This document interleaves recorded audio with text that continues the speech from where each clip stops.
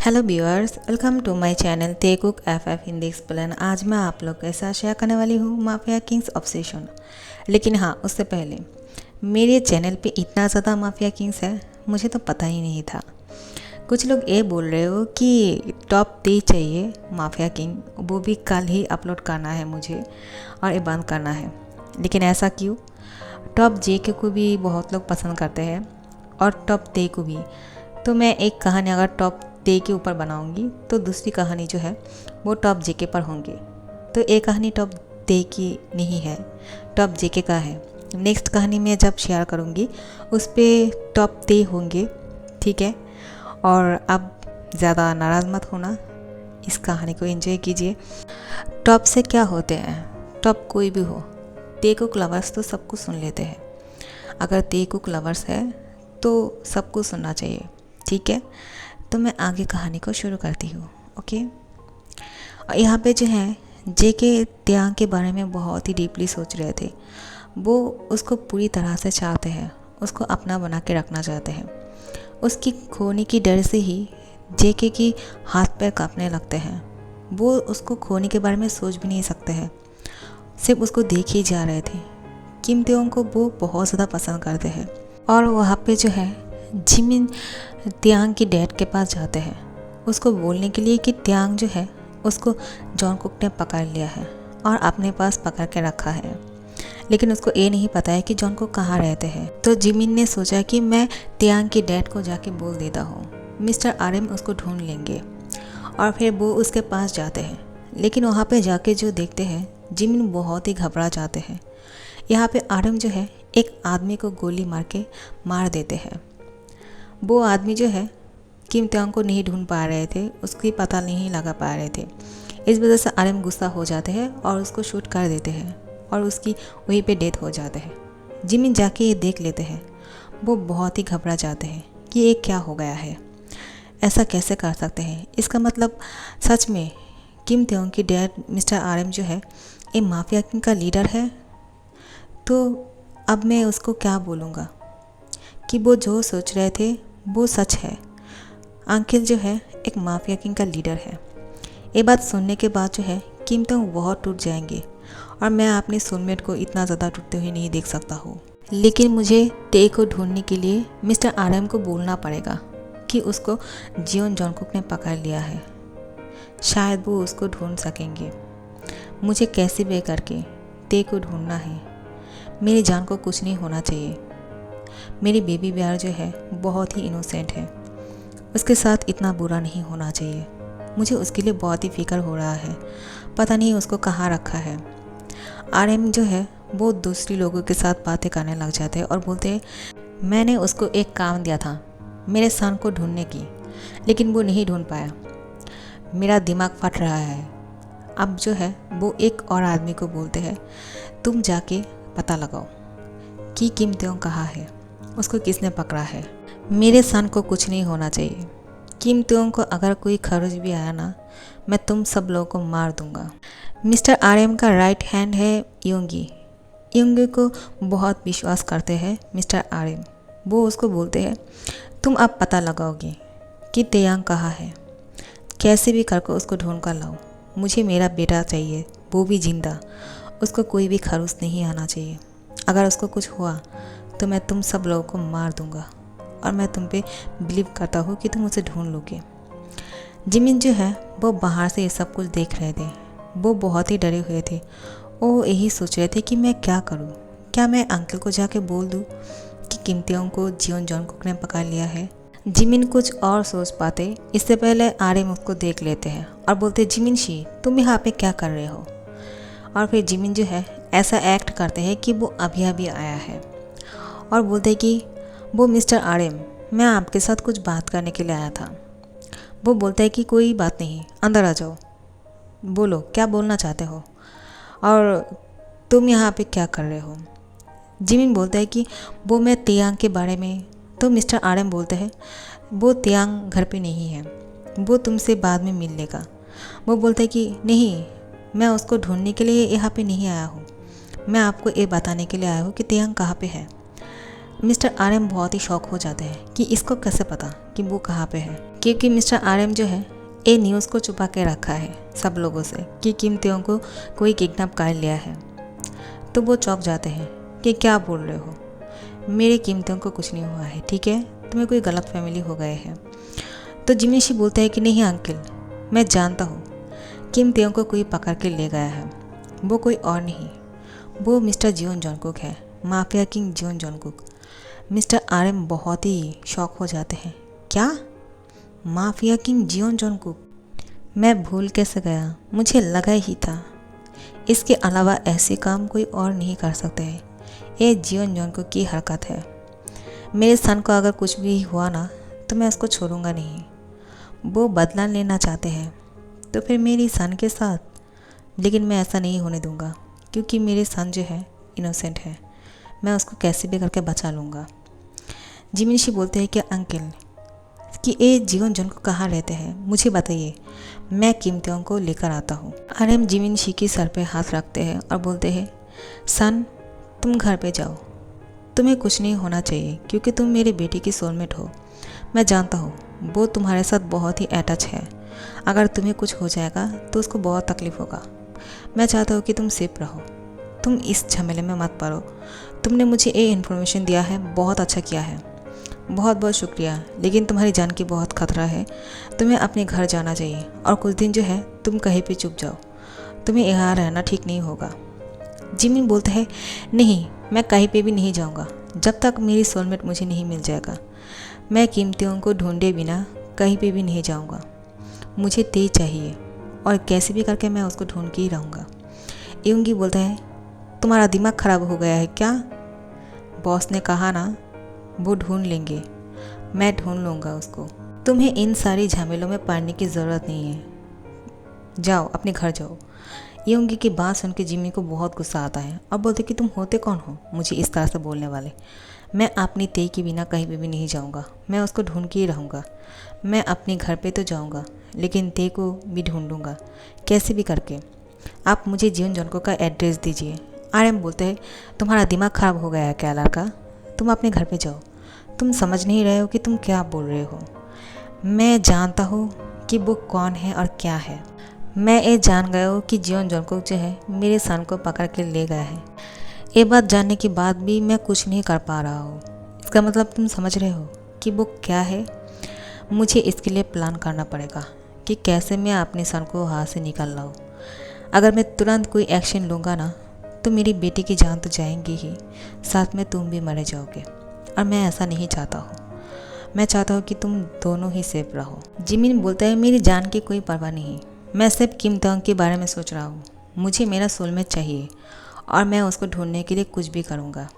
RM यूंगी को इशारा करते हैं जिमिन को पकड़ के उसके घर दे आने के लिए, तो यूंगी उसको पकड़ कर लिए जाने लगते हैं। जिमिन बोलता है, छोड़ो मुझे इस तरह से क्यों पकड़ के रखा है तुमने, आखिर चाहते क्या हो तुम?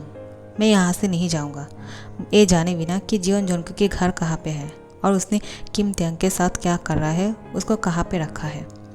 मुझे उसके लिए बहुत चिंता हो रहा है। यूंगी बोलता है, चुप करो, ज़्यादा बात मत करो। यूंगी अपने हाथों से जिमी की मुंह बंद करते हैं, जिमी उसके हाथ पे काट देते हैं। यूंगी बोलते हैं, तुम पागल हो गए हो क्या? तुम किम त्योंग के बारे में इतना क्यों सोच रहे हो, उसके लिए हम लोग हैं ना, तुम्हें इतना परेशान होने की ज़रूरत नहीं है। जिमिन बोलता है कि वो इसलिए क्योंकि मैं उसे पसंद करता हूँ और वो मेरा प्यार है, वो मेरी जान है, मैं उसके बिना नहीं रह सकता हूँ। मुझे मेरी सोलमेट चाहिए, मैं कैसे भी करके उसको ढूंढ लूँगा, तुम लोगों से कुछ नहीं होगा।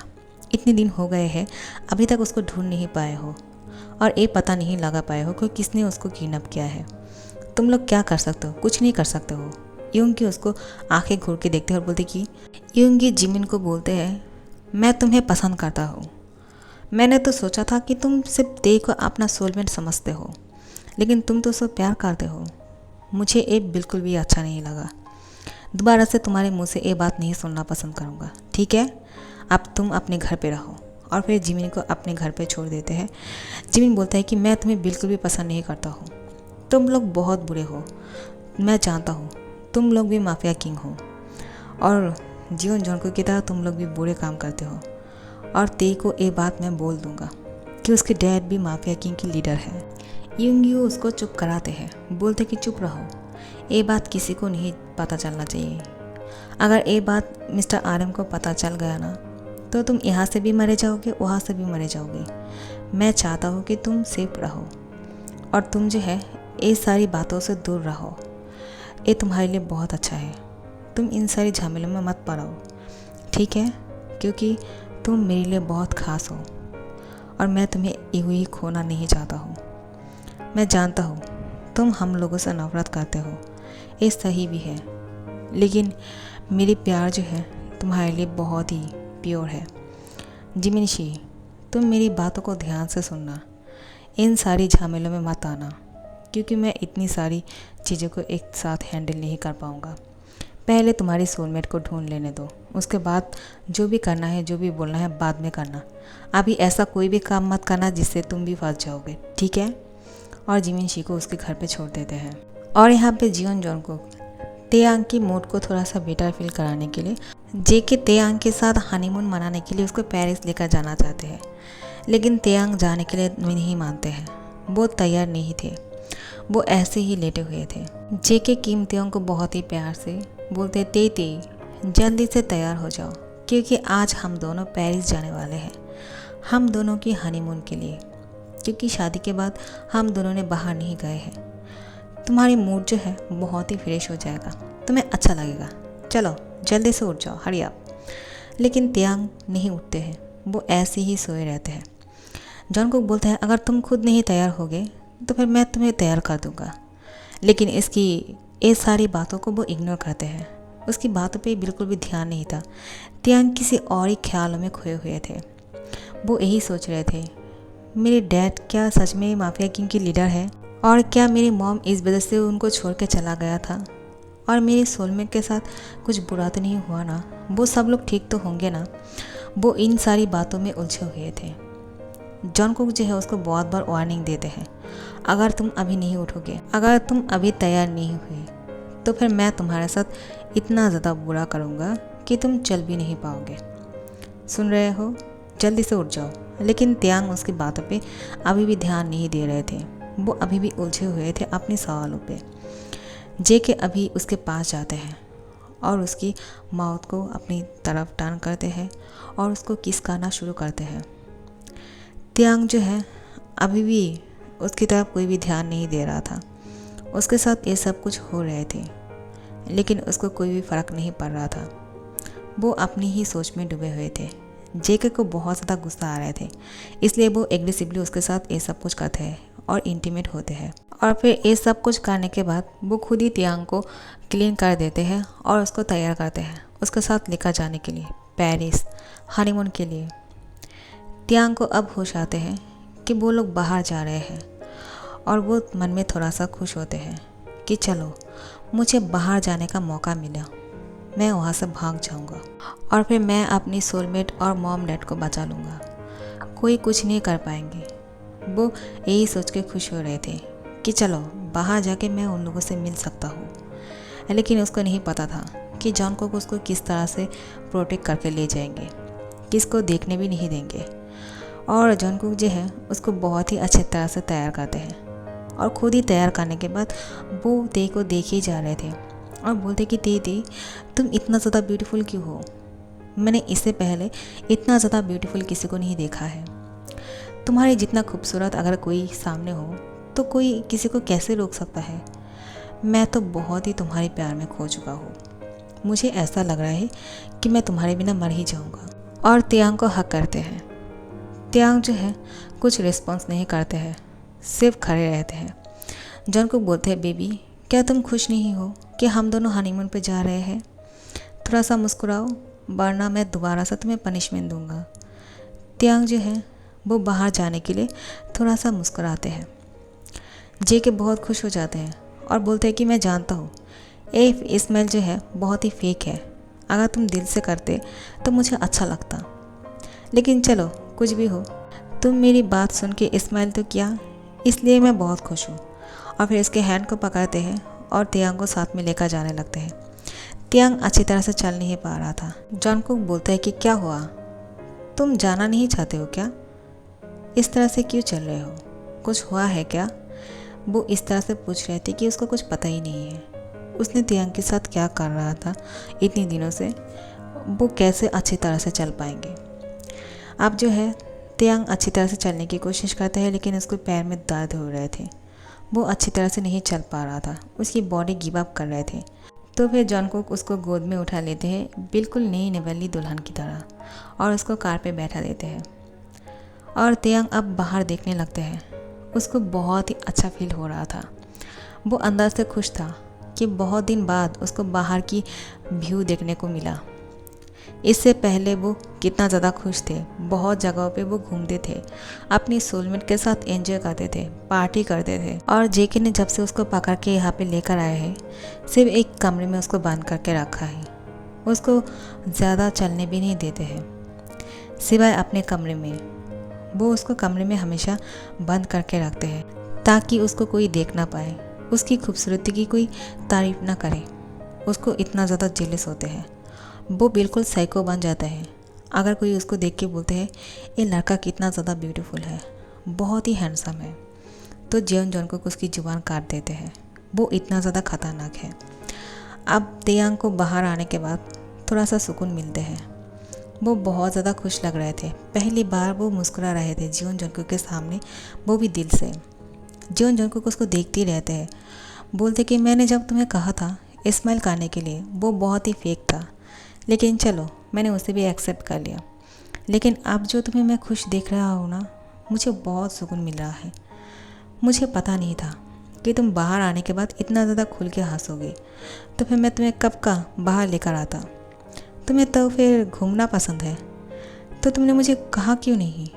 बेबी, अगर तुम्हें कुछ पसंद है तो मुझे बोला करो, मैं तुम्हारे लिए सब कुछ कर सकता हूँ, तुम मेरे लिए बहुत ही खास हो। और वे जेके ती के पास जाते हैं और उसके होठों पे किस करते हैं।